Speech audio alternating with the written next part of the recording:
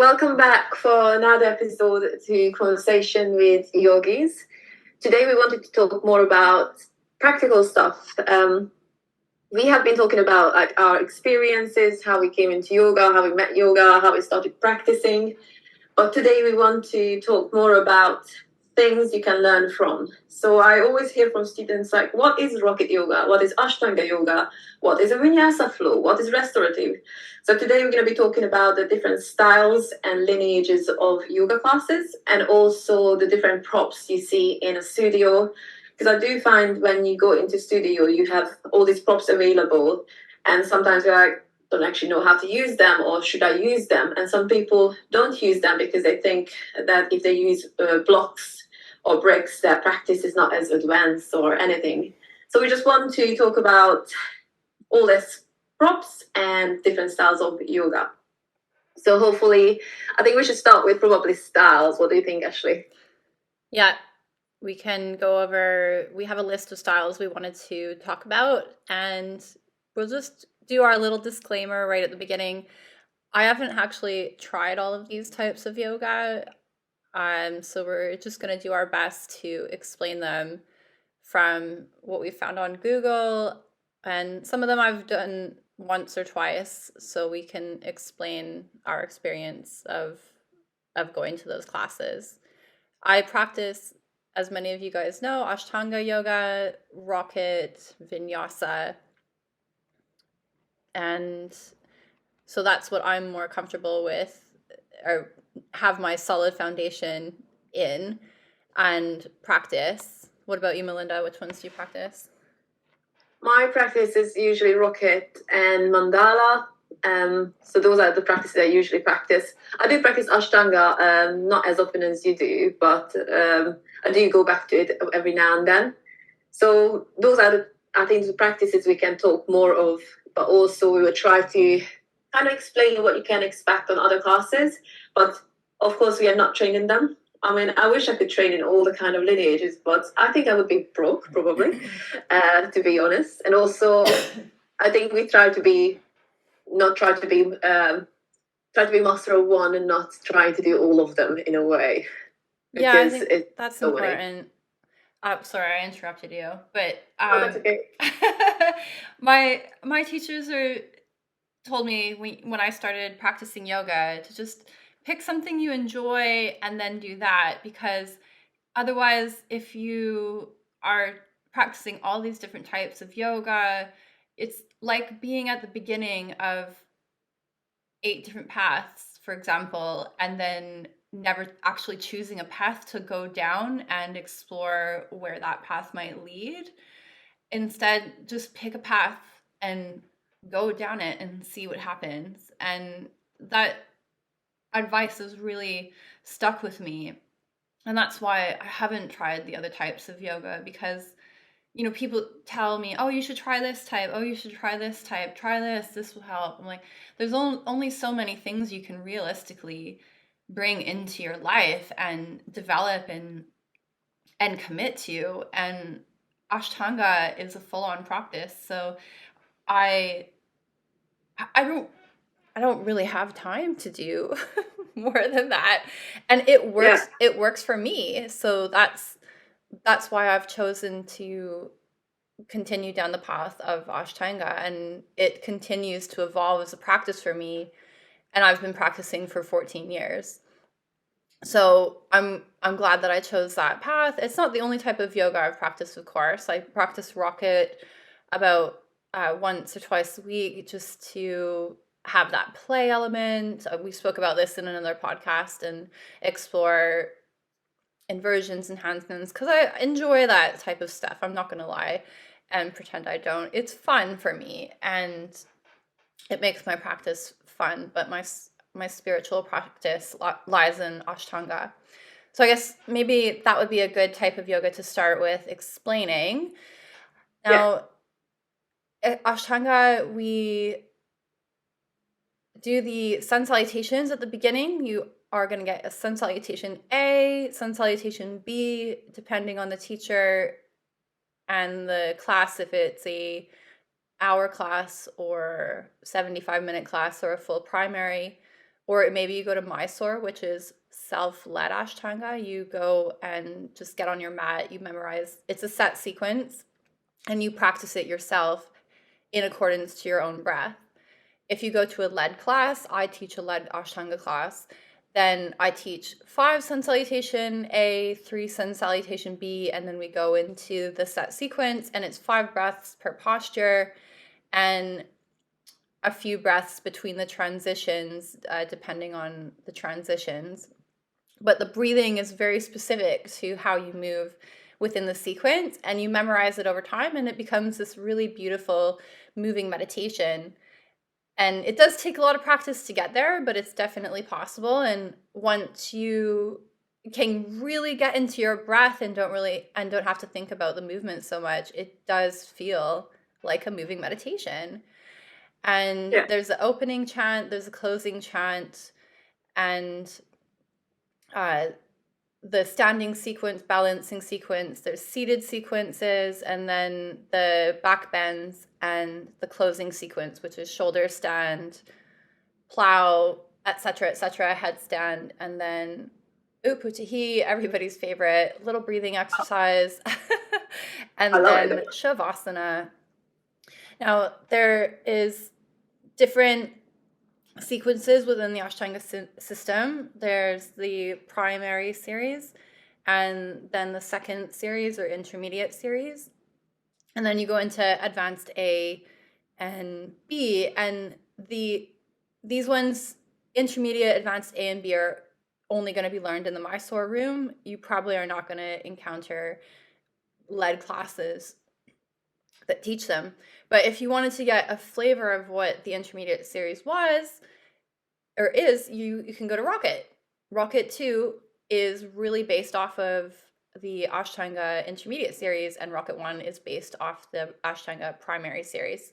So you get to try those postures there. And then I find, like, we'll explain Dharma Yoga a little bit more, but Dharma Yoga has a lot of elements from the advanced series of Ashtanga.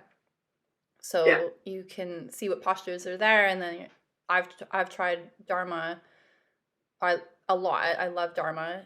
Lots of back bends, lots of arm balances, and it's just a really big joy to practice. But a lot of that stuff comes from the advanced series of Ashtanga. Yeah.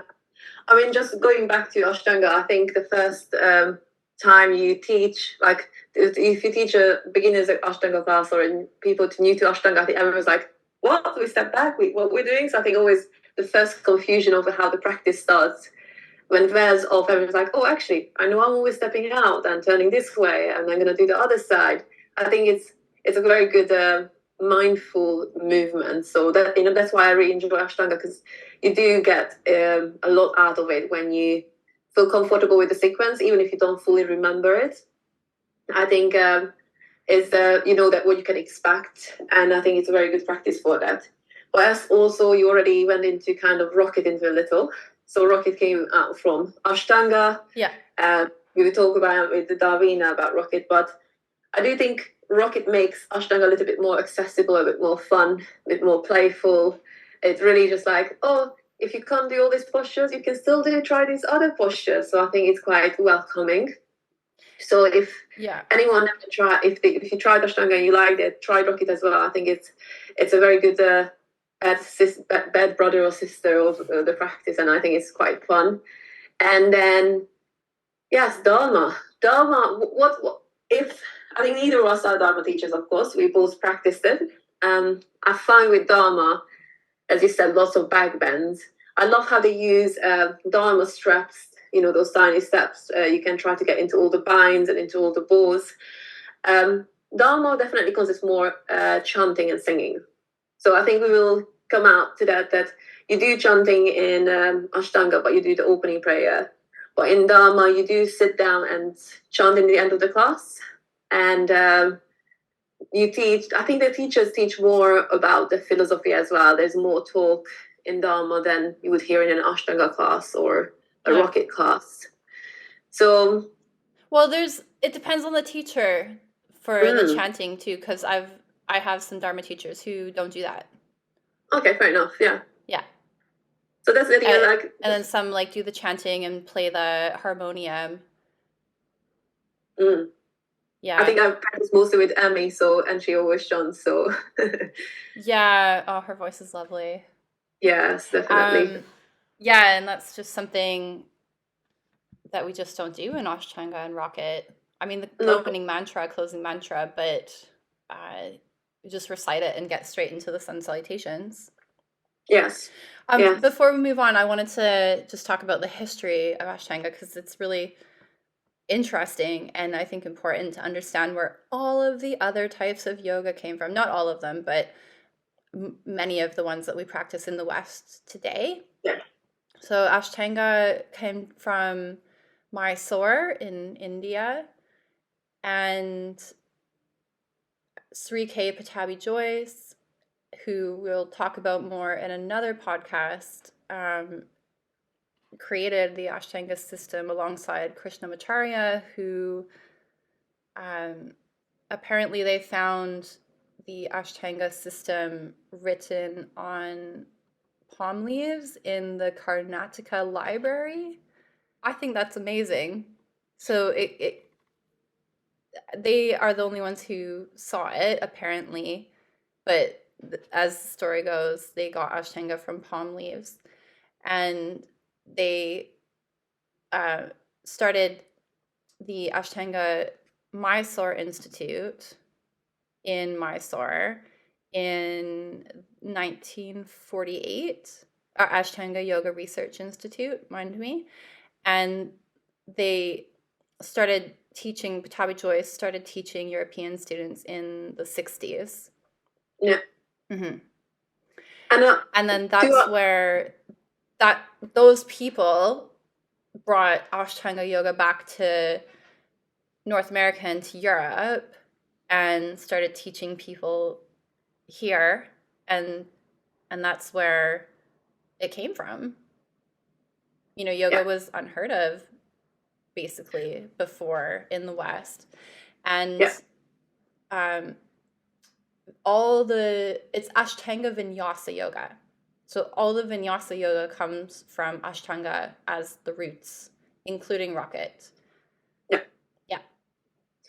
I think, like, even because my main thing was Ashtanga, then into Rocket, I still teach most of my Vinyasa flow classes based on warm-ups and salutations, standing, seated, and closing. I always keep that structure from all my Vinyasa flow classes because I think it works, it makes sense, and I don't really want to go away from it because why would I want to fix something that's, I think, perfect how it is?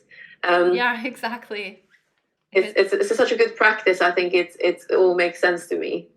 Yeah. Also, like with as you said, like yoga hasn't been practiced on the West for a very long time. It's been practiced in India for a long, long time. But also, what I say to people, because sometimes men shy away from yoga because it's just women practice it and it's just stretching. And it was practiced by young male students back in the days, not women. I think women only been practicing not many years, 100 or something. So in the beginning, mainly males or men were practicing it. And I think people forget that. Just nowadays, it's more popular between female women, but anyone can practice, and it was actually not designed for women, it was designed for men. And then it's like, oh, actually females should be practicing it too. So anyone could practice yoga if you have body, as we talked about it. Yeah, just finding the right type. Breathing and meditation is where the magic happens, in my opinion, anyway. Yeah, definitely. That's true. So Vinyasa yoga comes from Ashtanga, right? And yes, the variety you get in classes really depends on where your teacher did their training. So for example, my Vinyasa is going to be very Ashtanga and Rocket based because that's where I've done my training. And then one of my original trainings I did was Sattva yoga in Canada. And we did a set sequence every month. And it was very similar outline to how Ashtanga worked, like the standing, sun salutation, standing, moving into balance, seated, and then a closing sequence reminiscent of the Ashtanga closing sequence. And that really worked for me because it took out some of the vinyasas. There's a lot of vinyasas in Ashtanga, and I think that's why Rocket 1 is a bit more appealing to beginners, because you take that away, you switch your legs from the right leg to the left leg, whereas in Ashtanga you would do a vinyasa between, depending on the teacher, but there is meant to be a vinyasa between every single posture. And that's, if you're not sure what a vinyasa is, it's a lift up from seated, jump back, high plank to low plank, chaturanga dandasana, and then into up dog and down dog, and then jumping through back to seated. So it keeps you really warm. It keeps you moving with the breath, keeps the heat building in your body for safe opening, strength building. And then you got your vinyasas from, not from me, but from other people, where they're moving one breath per posture. So it's very dynamic. And that's not my method of practicing, but is a very common method that's out there. I think those are a bit more fast flowing classes, so people who are very new to yoga can be finding it very confusing. For example, mandala, your sun salutations are, you do one breath, one movement. So when I teach mandala, I always explain to people it will be one breath, one movement, and I do it very slow on purpose so I don't lose anyone, because it is just like you inhale one posture, exhale to another. Inhale, you reach forward, you move, and it's quite good and meditative when you learn the sequence, but in the beginning can be quite overwhelming. But also I find that when someone's coming from Rocket to Ashtanga, they're like, oh my God, how many vinyasas have we done? And then sometimes I'm just like, you just need to get on with it. You just don't think about it, just do it. It's just going to help you through the practice. It definitely helps to build that heat. But yeah, so shall we talk about vinyasa flow? So we have lineages of yogas like Ashtanga, Rocket, Dharma, we already touched base on, but also you have styles of yoga classes. And I think it depends on the studio. Some studios are, especially bigger ones in the city, where you have Dharma yoga, Ashtanga yoga, and all the lineages. And then you have smaller studios where they prefer to call it vinyasa flow, slow flow, restorative, and yin. So I think it can be quite confusing as a practitioner of like, so what are all these? Yeah. So if we already touched base vinyasa flow, and what you need to know about if you go to a class and it doesn't call Ashtanga yoga, Dharma yoga, you will get a very big variety of classes. And as I said, depending on what the teacher was taught on, what lineage they were taught on, they're gonna teach the class in that way.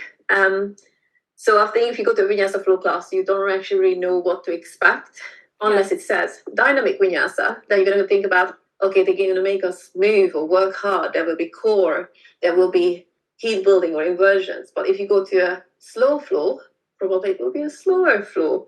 So, but it's still between slow flow. Some people do more moving and some people do more moving into restorative. So slowing and holding postures for a long time. So I think anytime when it's just the style of yoga, it's much harder to explain to people of what you can expect, because it's going to be really depending on your teacher, and just go with an open mind, because it can be very different on the day to the class you practice it. Like even I think your vinyasa, our vinyasa flow is probably more similar because we're both Ashtanga based. But I've been to vinyasa flow class like, okay, I never experienced anything like this before. So I'm like, okay, this is very different. Yeah. Yeah, and again, it totally depends where you do your training. Even in England, you go to a vinyasa flow, and the way that it's taught is so much different than if I was in Canada or the States and took a vinyasa flow class there, because they just have different teacher training schools that are popular in those places where the vinyasa flow is taught. Yes. So there's somebody in North America, Baptiste, Baron Baptiste, I think. I don't know if a lot of people have done the training with him, I think it's in Texas. And so in Canada, there's a lot of vinyasa and power yoga and hot yoga that's taught from his method, for example, but I've never seen it over here No, in I never even England. heard about it. Exactly. So the vinyasa that you encounter is just totally dependent on what's popular and where you're from and what type of teacher you go to. Yeah. And like dynamic flow, yin yang kind of lead into vinyasa too. Yin and yang, if you think about the word, or yang yin, it's a dynamic yang, which is heat building, into yin, which is more longer holds. Yeah. And then we have hatha yoga too, which in a class setting, I would expect it to be just a slower type of yoga where you're holding the postures for a longer time. Like it's not like yin where you're holding it for 5 minutes, but maybe 5 to 8 breaths, I would say. I teach 5 breath holds for my hatha classes, but they're slow count. Yeah. So you hold warrior two, for example, and maybe do a side angle pose and then switch legs and step forward. And I personally take out the vinyasas from the hatha, and it's more centered around the postures themselves, but it's still heat building and breath based in the way that I teach it. But Yes. everyone's super different in that the way that they've learned hatha or they teach hatha. So it is interesting, but hatha versus vinyasa, vinyasa would be a bit more strong and faster, and hatha would be a bit slower. And steady, yeah. Slow and steady. I definitely been to hatha yoga classes where we were holding warrior two for 10, 15 breaths, and I found it so difficult. It was so hard. Yeah. But then the teacher explains why we're holding it for so long and explains how to hold it properly. So it gives you that, because I find that sometimes in vinyasa you don't really have time to understand that what you should be doing in a posture, especially if it's a one breath, one movement. But in hatha you have the time and the space to actually practice the posture and understand it and feel it in your body. Mm-hmm. But that's very challenging. It doesn't mean it's going to be easy. It's the same as yin is not easy class. Even if you have 5 minutes in the posture, it makes it very hard. Yeah. But yes. Yeah, none of them are easy. They just ask you to have different demands on the body, whether it's a physical exertion or more of a mental stressor where you really have to focus on your breath. It's getting you into that place where you can be focused and be present with yourself. And that's why you need to find a type of yoga that works for you to get you into that space and then do that. And everyone's different in what these types of yoga are going to offer you. Yes. For example, I had students who like, oh my God, I love yin so much because they like to be in the space. So in yin, you hold a posture for 3 to 5 minutes. Some postures look shorter because they are a bit more demanding. But in yin, it's the aspect of stretching is to access the connective tissue, to trying to stretch through not just the muscles, but like trying to release through the connective tissue. So that's why we're holding the postures longer. And sometimes I know if you go into forward fold and you feel your hamstring stretching, and then after a while, like, okay, I loosen into it. So your body releases into it. And then you move a little bit deeper and you find a new edge and you hold there. And then when you just like have to sit in silence or with music, because obviously playing music, and then just being with yourself, with your thoughts, and then the sensation of, oh my God, this is actually hurt, it's painful, but just sitting with it. And there's the beauty of yin of moving through this kind of resistance in the muscles and resistance in your mind that I need to move, I need to scratch, I need to do this. So some people find that very frustrating and very hard, especially if you live in London. I think you rush into class and then just sit still for 5 minutes and then you get the fidget and the moves. So yin is going to be more challenging. I think I find it more challenging on my mind than sometimes on my body. But there's some postures like holding a frog for 5 minutes. I don't think anyone's like, oh yes, that's easy peasy. Some people love it, but there will be always one posture that's really going to challenge you and really push your buttons. Yep. One of my teachers, I find it like my teacher always said, like it's like poking the bear in the bush. It's just depending on how much you poke it. Because I think in yin you have to find that sweet spot of challenging your physical body enough that you're not just chilling as just laying there, but not challenging yourself so much that you want to jump out and run away. Because it can trigger anxiety. Just sitting with it or discomfort can really trigger anxiety in the body. And it's just learning to, depending on your breath, like, okay, ease back a little, breathe through this discomfort within the body, and then maybe go deeper later on. But sometimes you just have to hold on a easier edge because it really triggers some emotions in the body. Because even sometimes you don't remember things, but your body will remember. So you store. I mean, we do say like your body remembers and stores all these past traumas and feelings that you go through life. And when you stretch, it's almost like stretch through the connective tissue, and then as the energy releases, you can sometimes feel like, oh my god, I feel really anxious, but I don't know why. It's just like be with that anxiety, accept it, and not to try to suppress it. So I think yin is, that's why it's so powerful, because you have to sit with the discomfort and you have to stay there. Yeah, I remember in the beginning of when I started yoga, the first few years, like pigeon pose was a big trigger for me. I always went there and I felt like I was going to burst into tears. Like it was such an emotional release from whatever I was holding on to.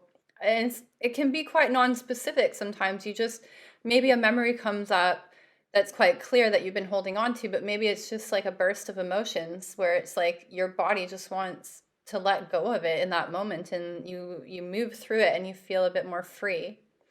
Yeah. But I remember the first time I went to a yin class, I didn't know what it was, and I had only ever been to Ashtanga and Sattva yoga, which is again Ashtanga based, movement based. And I went to yin, and I was not expecting, I didn't know yoga could be like that, and I was just looking at my watch the whole time like, when is this teacher going to get us moving? I don't know what's happening, and I don't like it. I absolutely hated my first yin experience because I just wasn't expecting to be still for that long. But I've come back to yin subsequently, and I love it. I love the stillness. I love being with the breath, just giving yourself that space to lay there and do nothing. That being said, I don't really practice it that often because I feel like now my body is quite open through practicing yoga for so many years that I feel in pain sometimes after yin, like it's gotten into my joints. So for me, I don't think that it's a good practice in terms of that. Maybe I need more prop support or something there. But yeah, long deep holds can get into my joints. I think you're not alone with that. I think many teachers find it. Like I find that I prefer to practice yin nowadays sometimes because it just suits my life. It doesn't mean that I practice an hour of yin. I just practice a few posture. But I do find that I have to hold back. I notice on myself I easily always stretch my hamstrings because of rocket and ashtanga. I really easily, I guess so many times I have pain on my hamstrings. So I always bend my knees. Even if I practice rocket, I have to be honest. But yin, I do use more props. And usually if I teach yin to the public, I say to them, like, try not to use props unless you need it. But I mean, in a way that don't rely on them like in restorative. Because you have yin and restorative. And I find with restorative, people use props to get you into posture to feel really comfortable. And you can stay there for 10 minutes, being supported and not melting too deep. When yin is the opposite, it's trying to melt deeper and deeper and deeper and deeper. So I do find that with my yin nowadays, I approach it more a restorative way to try to hold back, because I know I overstretch and I cause myself joint pain, back pain, knee and hips. So I think sometimes you just need to use those props. That's why you need to know your body, because you should not injure yourself with yoga, but it's because you have the awareness of, does this feel right in my body or doesn't it? And it's only you can tell that, oh, this doesn't feel right, so I'm just going to be propping it up, put something under my knees or put something under my chest.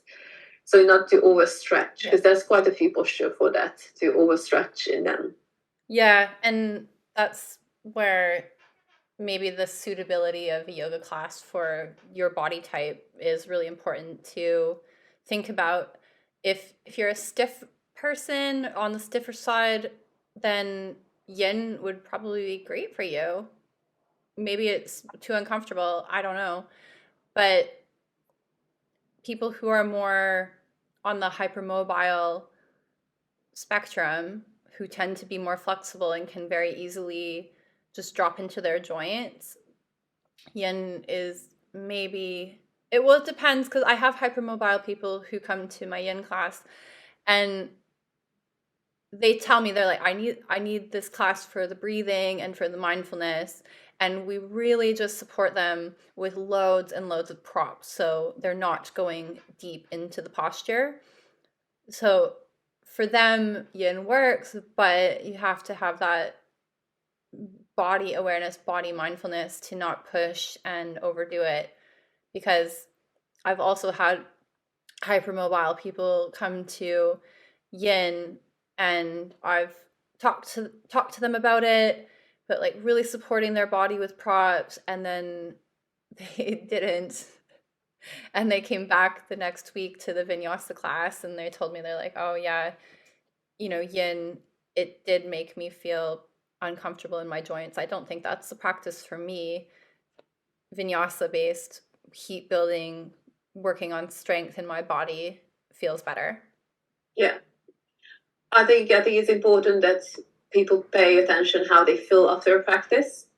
Like, for example, for me, after practicing lots of Ashtanga, I was like, I really got into Dharma. So I practiced 3-4 times a week.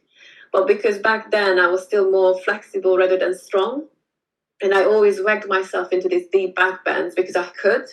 And then after a month and a half practicing, my back was hurting. Even just standing around, my lower back was hurting so much. And I just realized, like, I'm just literally jumping or dumping into these deep back bends, and it just caused me so much pain, and it took me much longer to reverse the whole effect. So it's just also noticing in your practice where you are at, and not to overdo one style. Because I do believe you need your yin, but you also need your yang, because if you're just focusing on stretching, your strength is going to go, and your body needs to hold together. And you will be too supple, and you're going to get different aches and pains. But if you do it only yang, you're going to miss out on the more mental stuff sometimes, to slowing down, to focusing down. But also with yin, you can access the stretches that sometimes you don't have time in vinyasa. So you need a little bit of balance. As well as I say, you should not just practice yoga. I think you should practice a bit of cardio here, a bit of strength building there, because it's very good for your body, the variety. So I would always recommend to people to switch up your practice every now and then, just so your body can have all the different ranges, not just one. Yeah, absolutely. Well, a similar thing happened to me, and that's why I've gone back to practicing Ashtanga so dedicatedly. Is that a word? It's because I was doing those other practices where I was doing all these back bend, and then my pelvis turned into like sway back pelvis, and I was walking around with my butt sticking out and getting lower back pain. And that made me consider, okay, well, even though this is a really strong practice, I need to work on drawing everything in and more of the forward folds for my body type to complement what I was doing in the other classes. Yes. And that's why Ashtanga suits my body a lot, because I've been practicing for so long, tends to be open. So we work on both the strength building and the lengthening and the breathing all in one sequence for me, because I practice into intermediate series too, so you get the back bending as well, and it's a bit more balanced than just forward folds. Yes. Yeah, it's interesting. It's interesting. So knowing how you feel after practicing, observing how you feel is super important, because rocket as well. If I am only practicing rocket, I find my body feels more puffed, I want to say, or inflamed. Like Okay. if maybe that's not quite the right word, but it feels a bit more dense. And Ashtanga makes my body feel less inflamed. Okay. And I find it really interesting because on a larger picture, outside of the practice, I feel better. Yes. My body feels good. It feels strong. It feels open. I feel like I have a lot of freedom of movement in my body. And then I also feel like calm and relaxed because I do breathing and meditation at the end of my practice. Sorry, I just had like a little frog in my throat there. If I'm practicing rocket, I love it. I love it. I love it. Don't get me wrong. But if I'm practicing a lot of it, it does increase my anxiety. It might be the movement and how you're a little bit pushing the body a little bit faster, and because that's the thing is we are all so different, and some people get triggered by the slowness of Ashtanga, some people get the movement of mandala or rocket. So I think that's why you have to find your own practice, because it's interesting. That's the awareness that you build over the years. That okay, this is how it makes me feel. Maybe I should change. Yep. And that just made me think about the gunas in the Bhagavad Gita and Indian philosophy around yoga. We have the gunas. So we have rajas, tamas, and sattvic energies that govern nature. And I like to think about how the types of yoga affect me in terms of the gunas. Rajasic is energy expansion, and you need that to create energy and momentum to push forward. But if it gets out of control, it can turn into scattered energy and anxiety and aggressiveness. So you want to bring that into balance. Your rajas needs to be balanced, and I find rocket to be very rajasic for me, in that it's creating this energy, but it can easily get to be a bit too much sometimes. And I know other people who have told me about a similar experience that they've had too. It's very interesting to reflect on the energies and how they affect you. And Ashtanga is more grounding. It's more not tamasic, but it's more sattvic for me, where you're feeling more, I guess, balanced. Balance. And tamasic is the more slow energy, grounding. You need that, obviously, but if you get too tamasic, it turns into lethargy and sloth-like and depressive kind of tendencies, and it's hard to pull out of that. And these forces are at play in the universe all the time, and it's interesting to see how you move through your day and what forces are at play. And you're not trying to just be in a sattvic energy. You need rajas, you need tamas, but it's about the balance and the pull of the energies as you move through your day, because you need, you can't always be in rajas where you're pushing because you're going to get burnt out. Yes. You need some tamas to pull you back and be like, okay, it's okay to relax. It's okay to just be still. But also don't sit on the couch for 5 days in a row and do nothing. Yes. Get your butt back off the couch with that rajas energy. Yeah. Yeah. So I think it's a good way of looking at it, and that's why, as I said, like you need your yin practice, you need your yang practice, you need both of them. It's the same as you need the rajasic, strong. It's always about the balance. I think for me, that's what whole yoga is about. It's trying to find that balance. I'm always seeking it because balance is not always like, oh, I found it and I'm going to stay on it forever. Yeah, you can't. It's constantly trying to come back to the middle somehow. Yeah. It's quite a good way of looking at it, I think. Yeah. Yeah, just at life and how your mind moves. And when you understand yourself more on that level, you can really harness your own energies when you need to be creative and when you're not. And being female too, with your monthly cycle, your hormones really affect you.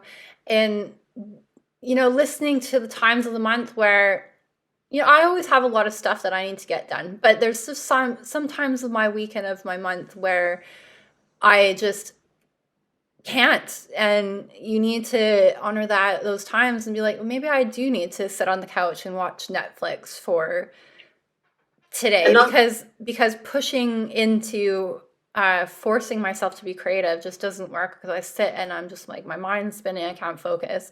But then there's the other times of the month or week where I feel like hyper focused, I can get stuff done, I feel super creative, and yoga helps me to get in line to those energies and paying attention to what's going on in the bigger picture of my life, and what not just in my yoga practice, but my 24 hours a day of what I need to get done, what I'm capable of doing, what I should be doing. Yes. I think in season 2, I think we should have a talk about cycles, like a female, the feminine cycles, because I think it's interesting how it affects your life, and so many people are not aware of it because obviously it's not taught in school. It's not taught in. You have to research it for yourself, and I find it quite sad.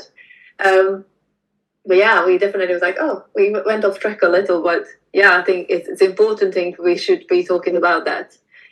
Yeah, but those things come into your practice and how you learn more about yourself in the bigger picture of who you are, not just the type of yoga that you should practice, but really thinking about how it affects you on a larger picture. Like, how does it affect your monthly cycles? How does it affect your mental health? How does it affect your physical health and your relationships, and how you love yourself and view yourself? Like, whatever type of yoga gets you to those points of thinking in the bigger picture, do more of that.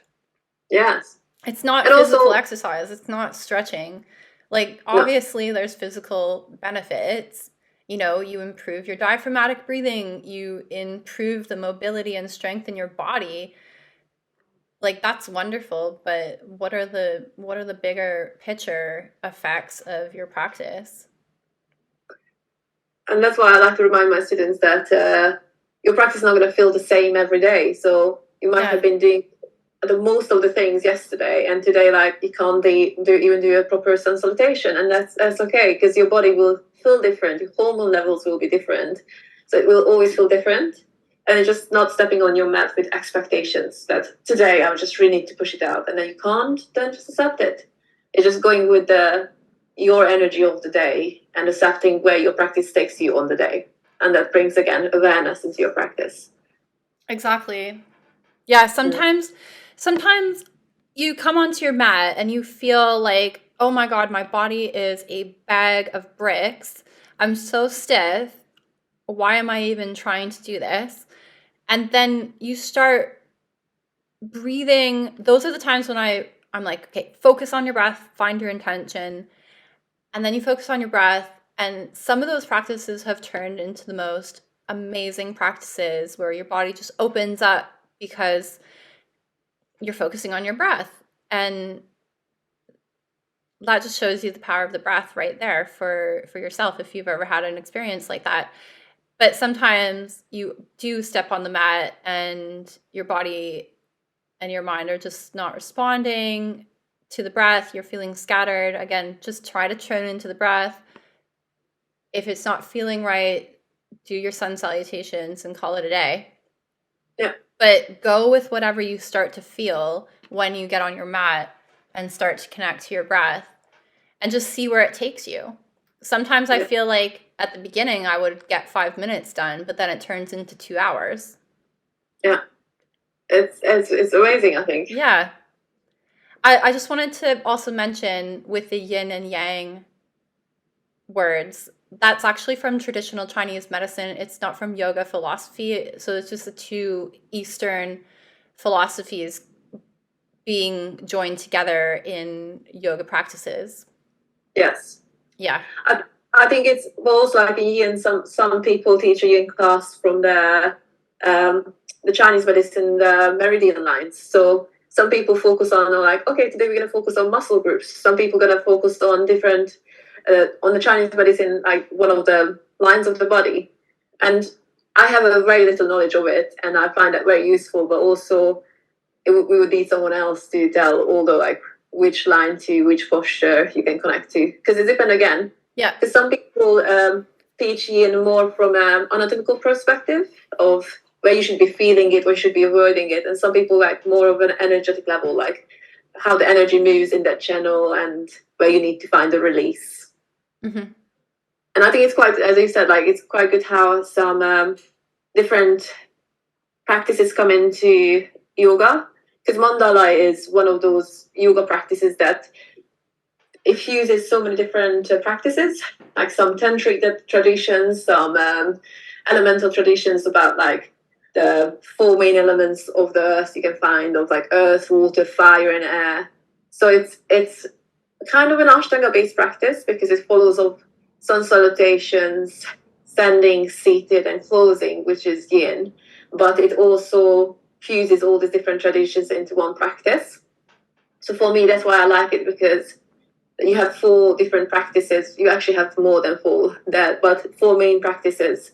And then it changes every day following a Mayan calendar. So it's bringing in another tradition. So for me, that's why it's so amazing that you have all these traditions coming into one and translating into a practice that you can make your own. And it's a very creative sequence.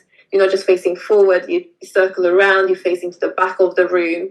You repeat the same sequence, so you circle around your mat one way, then the other way, and you build on it. So for me, that feels very good on my body, because I just feel like I'm getting into this flow, like going around in the beginning of like, what is this flow today? So you learn the flow. After that, it just feels very natural. You just repeat it, and it becomes a moving meditation quite quickly. So for me, that's why mandala is the practice I really like to practice, because it gives me the creativity. Because I get bored easily. I'm a person who's like to do things and like to think about things. So for me, if you distract me, I can be present. Because again, I'm that kind of personality who likes to be just like nipping around.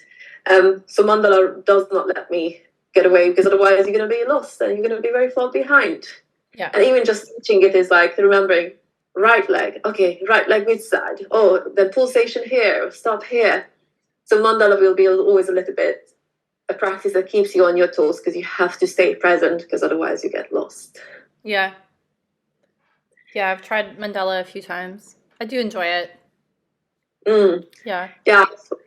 And then we have also so many other practices like Jiva Mukti, Kundalini Yoga, Iyengar Yoga, and also different. I think Iyengar Yoga should be pointed out, because that's probably the most different from all this. I mean, probably Kundalini too. But some people like Iyengar Yoga, you have to go to either like, again, a big studio in the city or an Iyengar center, because they use so much more props. Yeah. They spend so much time in the posture to make sure you do the alignment right. So correct me if I'm wrong, but I never went to an Iyengar class, but I kind of understand the aspect of it. But they want you to do the posture in a kind of like perfect alignment to your body. So they do help you to fiddle around where to position your foot, how to position it, and then gives you lots of props to help you to get into them. Yeah, I've been to one Iyengar class, and it was like that. You hold the postures for a long time, and you use a lot of props, not for all of them. Yes. But I remember we did a headstand, and everybody just went to the wall automatically. And there was really strong people in the room, and I'm like, why is everybody going to the wall to do their headstand? because in Ashtanga we don't use the wall, and I'd been practicing for a long time, and I never used the wall to do my headstand, and I quickly learned why, because they Why? were holding it for 3 minutes, Okay. and they wanted you to have, I forget, there was like a mat under your arms, so you had more cushion Yeah. on the floor, but it was hard. And then, oh, okay, we did another posture that we do in primary series, Supta So you grab your big toe and pull you're laying on the floor, you grab your big toe and you bring your leg towards your head and your head towards your leg. So, and then you lower your head and bring your leg to the side. So we held the one with the leg to the side, Yeah.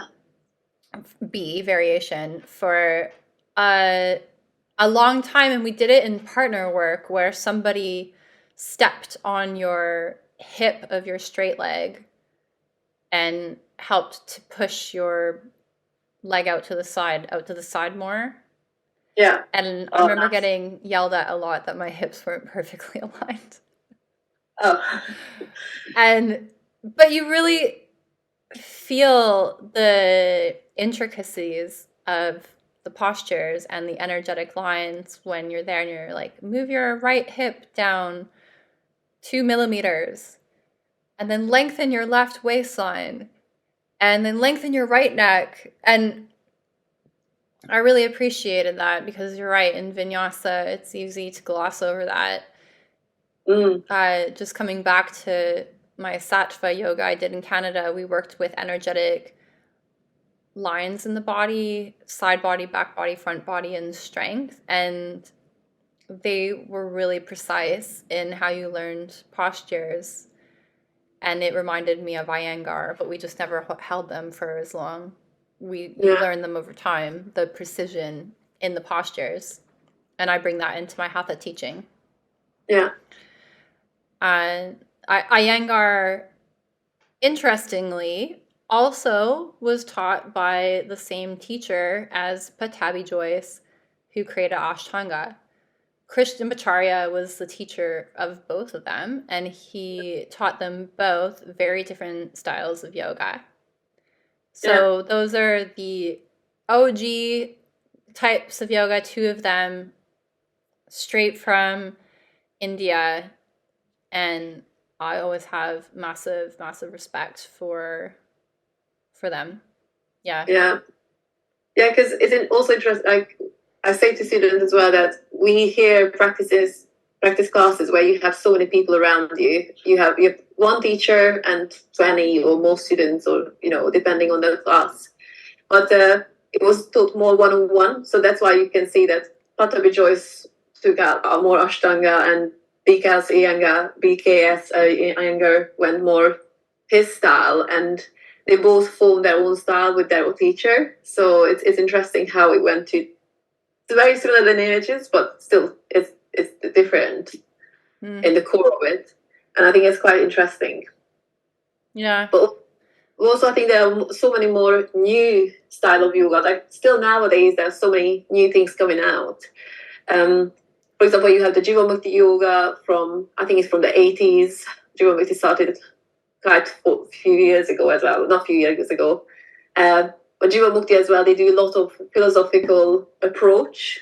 I find when I go to Jivamukti, they have the spiritual warrior. I think their classes are more themed around, I think they I might be wrong, so someone can always correct me, but they have a theme for the month, if I'm not mistaken. Yeah, I think they do, and they send it out amongst all of their students. Yeah. There's a lady named Sharon Gannon who created it. Yeah. Is it in the 80s or something like that? I think it's been around for a while, Jivamukti. I don't know. It doesn't matter. But yeah, I do like Jivamukti classes, but also the first... Oh, wait, 1984. 1984. Yeah, okay. But yeah, it's I've been to Jivamukti classes that were the hardest of my life. They were so hard. Oh, really? yeah, and I've been to geometry classes where I felt like we did nothing. So again, I think you find a teacher to teacher how much. Yeah, because some of them made it so physical and it was quite hard, and some of them were like more about talking about the philosophy and doing a bit easier practice. So I'm not sure on that of what is their main aspect. Yeah. I've been to a handful of classes. I really enjoyed them. Yeah, I love them. Yeah, I thought they were great. Very dynamic, but still holding them in, kind of a nod to Ashtanga and some cool transitions that I really enjoyed. Yeah, I really liked Jivamukti, and then the chanting at the beginning too, yes, and just a bit more philosophy. I enjoyed that. I really like. What about forest yoga? I've been to one forest yoga class, and I remember there was a lot of, was it like cactus arms and relaxing the neck and dropping the head and core, I think lots of core fire. I think forest yoga really postures. focuses on heating up your core in the beginning, and you do like very hardcore, like very small movements, but the core exercises are so specific and so hard. I remember like it looked like a very small movement, but I was dying. And then I was like, oh, and also like being in Trikonasana and dropping your neck, relaxing your neck is, in Ashtanga, you like directly gaze, you direct your drishti. And in forest yoga, they like, just relax your neck. And I find it so hard because my Ashtanga in me, I'm like, but feels awkward. So it's just interesting to move out of my comfort zone with forest. And I think it was created by Anna Forrest. Yeah. Again, I practiced a few classes, a handful of classes, but I haven't been for years. But do really enjoy them. They're dynamic. They're definitely more the dynamic side as well. Yeah, you do a lot of standing postures, and it's heat building. It's very challenging. It is. I liked the neck drop to the side because I hold a lot of tension in the side of my neck. Sorry, there's the frog in my throat again. I hold a lot of tension in the side of my neck, so it was nice to just be like coming out of Ashtanga and be like, oh, I can try something different, yeah. A little different there. And but also there are more, there's another side, for example, like Kundalini. I do think that's not the dynamic side, that's more, again, a spiritual side of classes. And I don't have much experience with Kundalini yoga to be fully honest. Yeah, I've never been to a class, but I've been told Kundalini and Ashtanga have a lot in common. I don't know much about it. There's a lot of chanting. There's a lot of repetition and movement. I think they're building up Kundalini energy. You can get really, really energetically stimulated through the practices. If you put Kundalini yoga into Google, it says it's a form of yoga that involves chanting, singing, breathing exercises, and repetitive poses. Okay, so I think that's what we said. I think that's what we were saying. But yeah, so we don't have enough experience on Kundalini yoga. But I think the main thing we can take away from this, that you can go to classes that are specific lineages of yoga, that they will be called Dharma, Ashtanga, Rocket, and so on. And have that expectation of what you're going to get. Yeah. Yes. You have more expectation. You will know what you're going to get. But if you're going to have vinyasa flow, slow flow, mindful flow, it's an interpretation of the teacher of the style. So it can vary. Because for example, I know I have a yin yang class where I teach mainly mandala, because mandala is a yin yang practice. But my cover teacher, who is not mandala trained, she's more yin teacher. And when she covers, she does more yin than yang, and I do more yang than yin. So it's already just within one class between teacher and cover teacher is already difference. But I'm always very clear to my students that it is how I perceive what's yin yang. This is my kind of yin yang, but you might like it, you might not. I'm not going to take it personally if you don't like it. But yeah, it's definitely less like you know what you're going to get about that. But yeah, we almost forgot about the props. We still haven't covered because, it would be quite short sum up about props and what you can use, because there are some things you can buy and you can use. Some things are essential. Some things are like, do you actually need it or not? I find that, for example, yoga mat for me is kind of an essential because sliding on a mat or being on someone else's sweating mat not always my favorite thing to do, especially if you go to a hot studio. I'm not sure I want to use their mat. So it's for me, a yoga mat is the only thing I would say it's an essential for me, and my yoga block. But otherwise, I could survive with both of them without the both of them. So Yeah, I'm similar. I could just use my mat.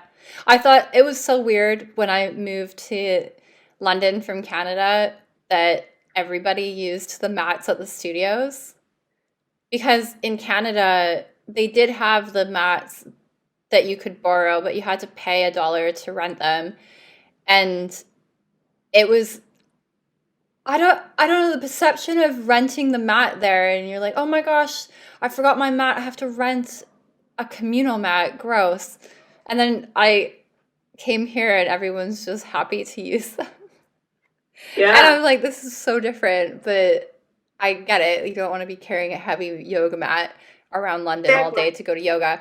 Whereas in Canada, I had my mat in my car, so it wasn't like a big deal. But yeah, here I'm still very much, I have my own mat, and I use different mats for different types of yoga. For Ashtanga, I like to have a more velvety mat where I can slide through on my jump backs and not get my toes stuck. And mhm, maybe instead of that, I use a sarong or a towel, something smooth. I really don't like the sticky mats for Ashtanga. Uh, Sticky mats are good for Dharma, where you're doing a lot of side planks into wheels and you need that extra grip. But personally, I just don't use them anymore because I like to get a bit stronger by using my own resistance on a more slidey mat, which has been a yeah. really interesting change in my practice. But back in the day, definitely sticky mats I loved. Uh, It makes a big difference, I think, when you yeah, start out and because you yeah, start out and you're just like struggling down so much because you're sliding, and then when you like you don't know the awareness of where you need to engage, not to slide, it's just so hard to hold down dog. So I found when I was practicing in communal mat that it was just very hard to hold down dog. Then I got my sticky mat and I learned how to engage my down dog and went yeah, back to sliding mats and I was like, oh, now I'm not sliding. I know how to hold myself up.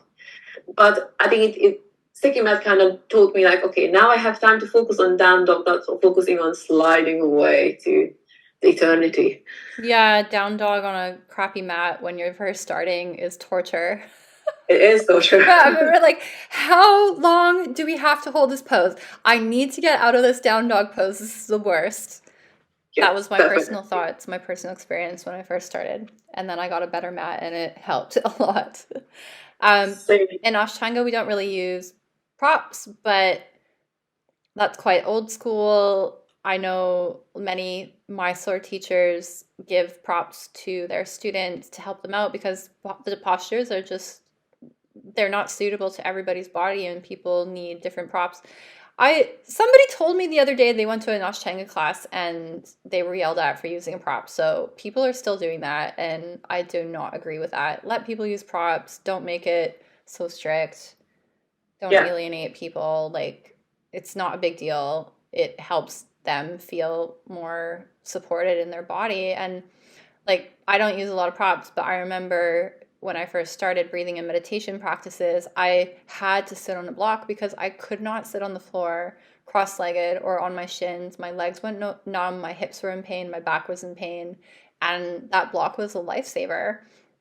So yeah, sit on a block, lift your hips higher than your knees. I don't need it Yeah. anymore, but it really helped me to to feel like I could sit up straight and tall.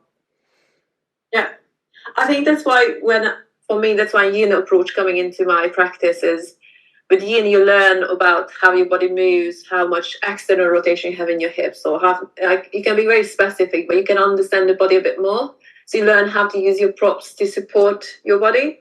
Like I could not sit on the floor for too long because again, sleep, like your legs definitely go to sleep, or mine definitely Mhm. goes to sleep. But also like with props as well, like you have so many different kind of blocks. you have bricks, like a brick-shaped blocks. You have A4 size blocks. You have wedges. You have cork block. You have spongy one. And I do think they're all good for different things. I like a cork block because I like the support. I love sitting on them, and I like to use them for if I teach half moon or anything like that. Because it's very good support. They're sturdy. Sturdy, exactly. And then you have the foam blocks that are very nice to sit on or lay back onto, like in a good heart opener. So foam block could be good for reclining and relaxing on, but not very good for support for standing postures like half moon and the Chandrasana.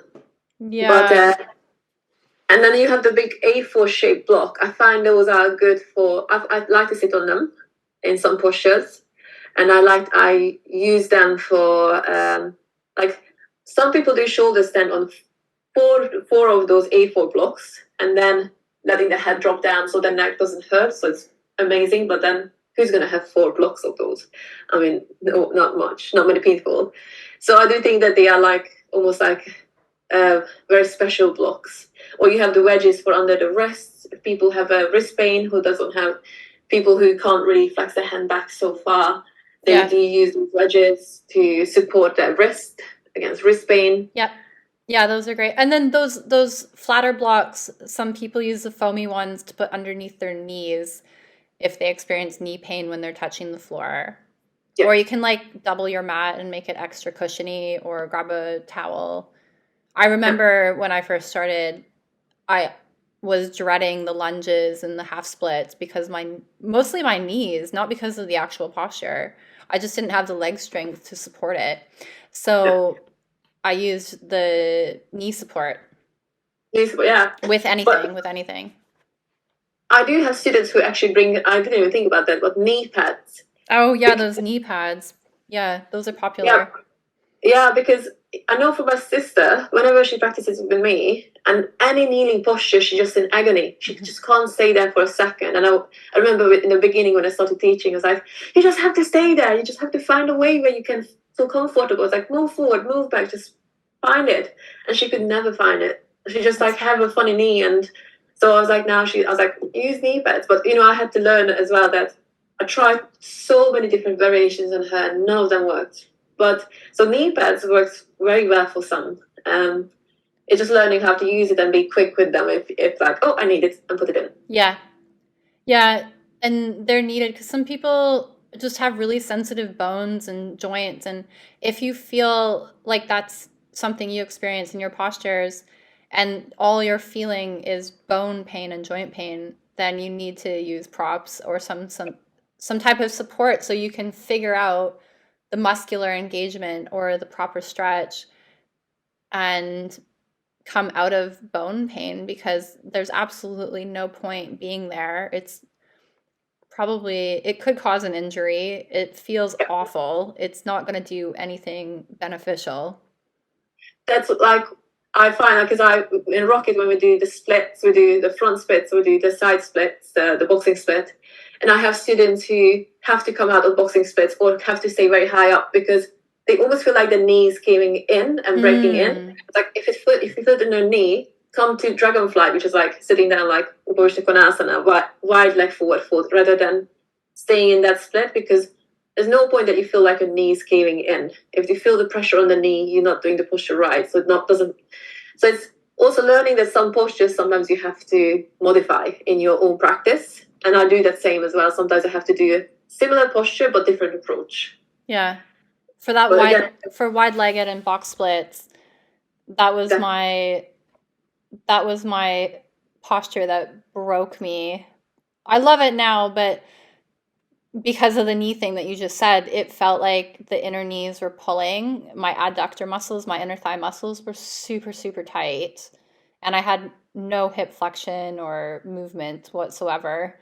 And it would all pull on my knees. So I had to sit on one of those flat blocks and bend my knees and turn my toes out and really modify it. And even I get some of my students who that doesn't work for. They do butterfly pose with their soles of their feet touching instead and their knees out to the side just to access the inner thigh stretch instead of pulling on their knees because and you can modify just with the shape of the pose or with the support of the props too. Yeah, I think that's why I find it with yin as well, that when I teach yin, I say like, you can do frog, or you can do something like, or you can do half frog, but you can do frog as well, because again, half frog is the same pressure. If you have one knee down, one leg extended, that extended leg knee can feel like it's caving in. So some people prefer actually to do frog, or prefer actually to do dragonfly. Yeah. So, but again, that comes with awareness, knowledge, or being able to say to your teacher, like, if something's not right, can you help me? Yeah. Because again, people just sit through it, and I always say like, don't sit through it. Just that's why I'm here. Because otherwise, I'm just sitting there and just waiting for you to meld and guiding you. But I can be actually there to support you with your physical body. Or so find a solution that works for you with some props. Like let us know what's happening in your body. Like I was teaching yin last night, and we were in that broken wings posture where you open up your chest and you're laying on the floor with your one arm behind you and you're laying on your side. And you know, I've explained all the modifications, and then at the end I'm like, and if you're feeling this like in your shoulder bones, your collarbone, it's more in your bones than in the chest area or the shoulder area, or like a muscular or connective tissue stretch, then take a moment to grab your towel, bunch it up, put it under there. We don't want to have bone pain. And the, you know, a good percentage of the people in the room, they're like, oh yeah, towel, because we're going to be here for a few minutes, guys. Yeah, definitely. Well, for example, with that posture, I don't really feel much, because sometimes I do find myself sleeping that way, or sleeping with my crossed arms. So for me, any of these but you're postures, weird. Nobody sleeps like that, Melinda. I do. Also, I don't know if you know that posture, narrow frog, when you like, almost like coming. What's narrow frog? Yeah, there's this new yin posture kind of, where you on your chest and you draw the knee up. So you can start from swings and draw the knee up and try to get your chest down. So I sleep like that. So it's literally your knee up almost by your armpit, and you're just like laying there. So that's how I sleep, because it feels so comfortable. And then so narrow frog, I'm like, So I do sometimes straighten my leg out there and turn my foot around, and like, oh, I can feel it now. But that's the thing, is like, I love sleeping weird, and it's not very good for you. So don't take that up on anyone. The ways that you sleep that you've told me about are so bizarre. Like my boyfriend, because I just moved in with my boyfriend, and he's like getting a really solid idea of how I sleep now, and I sleep with my arms over my head. Yeah, I remember.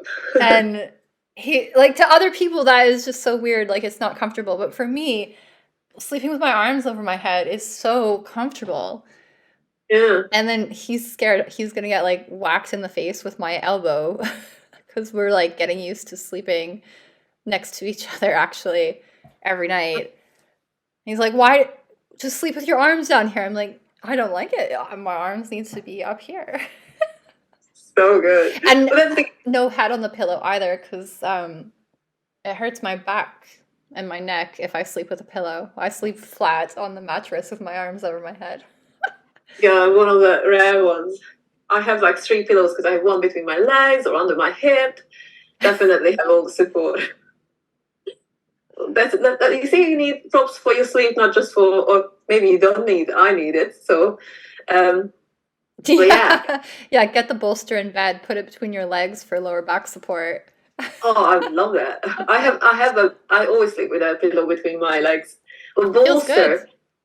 I think it's good. It's good for support. Well, I think bolster would be too hard, because also with bolsters, you have those, obviously the bolsters, the long pillows, if someone doesn't know them, they're very long pillows that you can recline onto. They're perfect for heart openers, perfect for saddles, and perfect for anything really. It's just like using a gigantic pillow to cushion your torso.